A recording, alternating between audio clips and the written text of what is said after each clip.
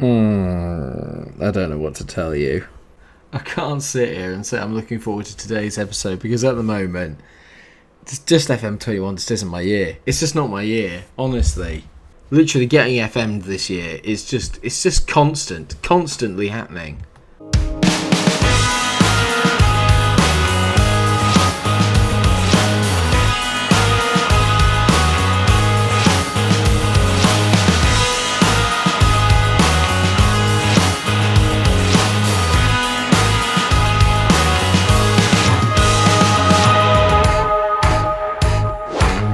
So I'm not going to lie, I've gone through a fair amount of the game, okay? A lot longer than I thought I was going to because there never seemed like a pretty good point to stop, and I don't like coming into it when I'm in the bad run of form.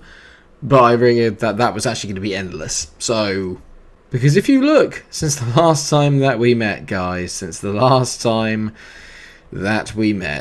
was the games against Brighton and Nottingham Forest, draw just yellow everywhere with the occasional dot of red and green. It's just been draws against Derby. I never beat Derby. Lost to Middlesbrough. Drew with Cardiff. Drew with Pompey. Drew with QPR when I was 3-1 up, so we drew it 3-3. Beat Cardiff in the fourth round FA Cup replay. Beat Stoke 1-0. Good. Then drew 0-0 with Preston. Lost to Sheffield United away. Drew with Coventry at home when they had 2 shots. Beat Preston away in the FA Cup again, then beat Charlton in the Championship, lost to Bournemouth, then beat Cardiff. It's literally just been so inconsistent. The team is constantly chopping and changing. There was a lot of stuff that went on in January, so there's only going to be one game today. I've decided that's going to be the away game against Huddersfield, and next time out will be the away game in the FA Cup 5th round against Arsenal. So that'll be fun for everyone, won't it? Well, let's talk about what happened in the January. First of all, Piccoli has gone away on loan, okay? He's not sold, he's gone to Austin on loan. It seemed like the best thing to do, so he's gone for the minute. I also got rid of Pontus Jansson. That was frustrating. He went for £3 million because he wasn't happy with the way the team were playing. He was part of the problem. He wasn't getting a lot of game time, so he left. Good. Roslav's back out on loan again. Halil Derevsoglu, he's gone away on. He's just been sold to Paderborn, I think that is. He's okay, but not brilliant. And Shandon Baptiste has gone for £5 million to Newcastle, which I felt was a pretty good deal. Before you worry too much, don't worry. I brought in some transfers. Not that they've made much of a difference. I say that we brought in 4 players, okay, and first off is Eddie Nketiah, which I think is a brilliant signing for this level. He's already got 2 goals in the FA Cup, 2 goals in the Championship. He's played pretty well. I'm looking at maybe going 2 up top with him and Ida. Ida was knackered, and Piccoli and Ben Brereton. Not a good sign, Ben Brereton. Just not cutting the mustard. So I bought Eddie Nketiah in for guaranteed goals, and he's certainly bringing me that, so that's good. He's in on loan. Another loan signing. And I realised that with the departure of Janssen, we needed some more leaders in the team. Enter Grant Hanley, a player that's been there, done it, got promoted with Norwich a couple of times now.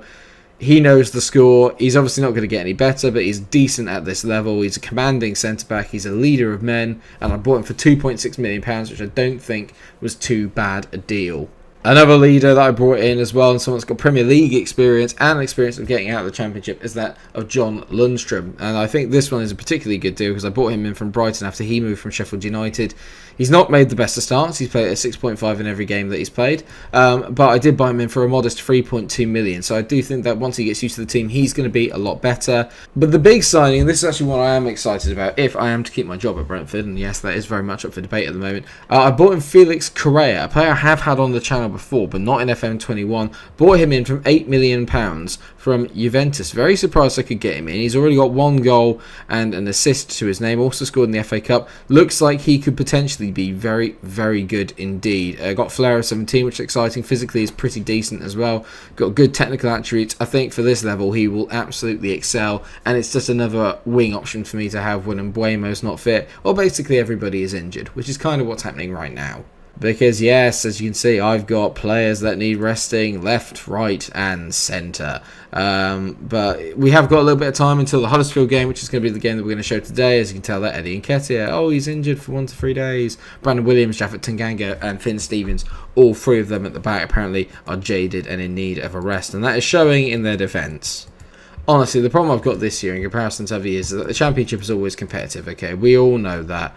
The problem this year, right, is that because there are teams that have come down and have had that Premier League money, like Newcastle, like Sheffield United, like West Brom, it's just like 3 more teams that are so hard to beat. Do you know what I mean? This is going to be an ongoing problem, maybe, unless obviously the teams that originally came up last year come down again for next year. I know I can turn this around, and I know that we are capable of notching up, 7 or 8 wins on the bounce, but at the moment, I don't see where that's coming from. I just don't see where it's coming from. One thing I did forget to mention is that Rico Henry is injured for 2 to 3 months, and I think he's just on the way back, but that is a big reason why our form has sort of like dropped down, is because honestly, Rico Henry is one of, if not my best player, and Brandon Williams is playing absolutely terrible at the moment. I realise that because I'm also recording this at night. The green screen is going a little bit mad, so I know my hair is wavy in general, but don't panic too much if you see it's all like having a mind of its own. I just feel like we're on the edge of something really good, and if I can keep the nucleus of the squad together, I do feel that this year we may be able to win the playoffs, but if we don't do it this year, then next year we could definitely do it. I guess the problem is that this year's been sort of like a transitional year because there were so many players that left and I brought in so many, and there's been so many injuries, and maybe that's the problem. I'm not really 100% sure.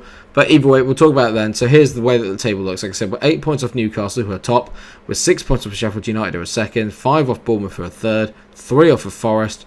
More importantly, we're 7 points clear of Middlesbrough, who are currently sat in 7th. And we have played a fair amount of the kind of big guns, if you will. Hopefully now we've got a nice run of teams that aren't particularly doing that well. This is where I need to start picking up the points. So, the lineup for today then is Woodman in goal. Williams, Tanganga, Carter Vickers and Stevens make up the back 4. Then you've got Sumer and De Silva playing is the midfield 2, with Golos, Serm and Correa as the 2 wingers. Curtis Jones is playing quite well at the moment as the second striker, so I've moved him up in behind Eddie Nketiah. Adam Idea is getting a well-deserved rest on the bench, although he did score the winner in our last game, so is Lanzini. He's on the bench. You look at that bench and you think, this team should easily be walking out the Championship. Don't blame it on the manager. Please. Right, come on, we can do this. I know we can do this. They've got one of our old players, Marcus Force, so expect him to score today. I said they've lost 3 of their last 5 games. Let's go out there, pile on the misery. You can tell now I'm beginning to have a lack of influence in the team as well. I'm getting annoyed by my green screen. What is this? What is this here? Can you see that? Already dominating the game. Not that it means anything. I've had a slight change of tactic as well. I've put the higher line and dropped them slightly back. I've got us pressing slightly less, and I've got us trying to dominate the ball a bit more. Literally, I just feel this year it's just finishing. Finishing is the only problem. Don't do this. Forcing these scores from their only shot so far in the game, which would pretty much sum it up. In all fairness, I'm beginning to think MikeRo episodes can be summed up basically in that one statement. They have one shot, they score. That's basically MikeRo, like the channel, like in a line, really. Barley's plays into Force, he's at the bar. Or did Woodman save that? If he has, how? Because that's an incredible save. It's not going well here. They are oh my god, Woodman is having a blinder. Right, I think I need to change this around a little bit. I'm going to get Sumer to drop back into that deep line playmaker position. I'm going to get Jones moved back, get him on advanced playmaker, but on support. I need to try to sort of dominate up that midfield a little bit, even though obviously we were doing much better. The highlights would insinuate that Huddersfield are having all the chances right now. They started slowly, but they're definitely having the better of it now. But Carter Vickers to Stevens. Good ball into Curtis. Come on, Curtis. Do something magic. He finds... it says Andrade, but that's Correa. Yeah, it's Correa. Or Correa. Correa. Toffolo is giving it away. Stevens and Nketiah. Eddie Nketiah scores a goal. Finn Stevens again with a brilliant ball in. That young man has a very bright future. Well done. 1-0. We don't... Technically, I suppose in terms of stats, we sort of have edged it, but not by a lot. Newcastle are losing. That's good news. Stevens, great ball in. Nketiah rises. Gillespie is unlucky. It comes off the bar, then off him and goes in. But it was going... Well, technically, I'm not sure if it was on target. But they've given it to Nketiah. I don't care. We're ahead. That's all that matters. Dressing room, I'm happy with the performance so far. We managed to get through to half-time without any real concerns. Golos has not had a good game. He's played at a 6.4. I have enough faith in him. He usually turns up and does something during a game. He's not normally terrible for the majority of it. So, in Golos, I trust. Good editor by Brandon Williams finding Golos. Now, this is what I said. In Golos, I trust. He runs down the line, plays an Nketiah. No one's catching him with the pace. It's one of the worst finishes you'll ever see. As long as I can get into the playoffs, the board won't sack me. Theoretically. got us to Williams. Brilliant tackle there by Burns against Williams, who's, even though he's meant to be one of the best players in the division, he ain't playing like it. Jones into the ball here. Go on, Curtis. Hit it, son. Curtis hits it. It's a brilliant, brilliant effort and a great save by Gillespie. Good, though. Good. We just need a second goal. A second goal, and we've got it. Game over, you'd like to think. I think Newcastle are still losing. I think Barnsley have scored again, which is great. Stop looking, Mike. You can't even rely on your own team to bloody win. Stop worrying about what everyone else is doing. Focus on yourself. Stevens with a looping clearance out to Billy Pipper. I see it's like Billy Piper, but not. Honeyman on the ball. Dinks it in. Great interception there by Curtis Jones, who's having a very good game. Finds a great ball over the top to Eddie Nketiah. Nketiah is in on goal. Eddie Nketiah. Gillespie's having a blinder, which is not ideal. I'm not going to lie. It's not really what I needed or wanted. But Golos has done brilliantly there. Golos on the ball. Hit it forward. Or pass it back. Brilliant by De Silva because it's a poor ball by Golos. And Nketiah's pace in behind is too much for them here. Eddie Nketiah makes it 2. Oh, thank God. Eddie Nketiah scores again. Brilliant. Love that. Golos is going to come off now. On comes. Let's bring on Adam Ida because he can play out on the left. Good. Very, very good. 2-0. Thank God. I love the feeling that because I'm distracted by my green screen. In fact, I'm like dissolving into nothingness. Help me! My arm! We've absolutely bossed this game, and for a change, I think we're actually kind of going to get what we deserve, which is nice. This is a nice moment for me. We're finally going to get a result we deserve. We've come to Huddersfield. We've absolutely bossed it. We've been absolutely on top from start to finish. It's a great 2-0 win away from home. XG of 2, goals 2. Let's just do that, please. Love it. Absolutely love it. Eddie Nketiah with a brace. Taking the pressure off of Adam Ida. This is what I didn't have last year with Tony. I didn't have someone else that was going to come in and score goals. Now I've got Nketiah and Adam Ida. Or Adam Ida. I feel like suddenly we're going to be alright. Do you know what I mean? I've just got this feeling now we're going to be okay. Apparently the two fullbacks could do with the rest, and they may well get one against Preston, but not really because I don't have anyone that can take their place. So we're kind of stuck with what we got for the minute, but I'm very, very pleased with that result. We came there, we did what we needed to do, we got the win. Now it's a case of can we follow that up? That's 2 back-to-back wins.